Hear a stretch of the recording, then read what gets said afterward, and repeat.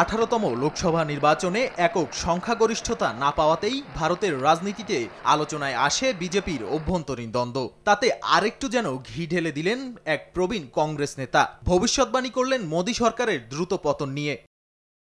ভূপেশ বাঘেল নামে ছত্তিশগড়ের সাবেক মুখ্যমন্ত্রীর দাবি, মোদী তড়িঘড়ি করে সরকার গঠন করলেও তা বেশি দিন টিকবে না। আগামী 1 বছরের মধ্যে তা ভেঙে অনুষ্ঠিত হবে অন্তর্বর্তীকালীন নির্বাচন। ভারতের গণমাধ্যম দি ইকোনমিক টাইমসের খবর, নিজের এক্স হ্যান্ডেলে এক ভিডিও বার্তায় ভূপেশ বাঘেল দলীয় কর্মীদের প্রস্তুত থাকার আহ্বান জানিয়েছেন। বলেছেন, আগামী 6 মাস থেকে 1 বছরের মধ্যে ফের নির্বাচন হতে চলেছে। নিজের এমন বক্তব্যের পেছনের যুক্তিও তুলে ধরেছেন প্রবীণ এই নেতা। সামনে এনেছেন বিজেপির অভ্যন্তরীণ দ্বন্দ্ব।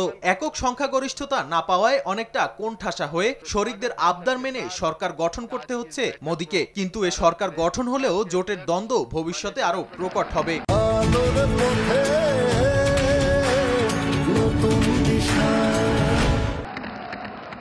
এক্স হ্যান্ডেলের ওই বার্তায় উত্তরপ্রদেশ, রাজস্থানের মুখ্যমন্ত্রী ও মহারাষ্ট্রের উপমুখ্যমন্ত্রীকে নিয়ে কটাক্ষ করতেও ছাড়েননি এই কংগ্রেস নেতা। বলেছেন, এবার উট পাহাড়ের নিচে এসেছে।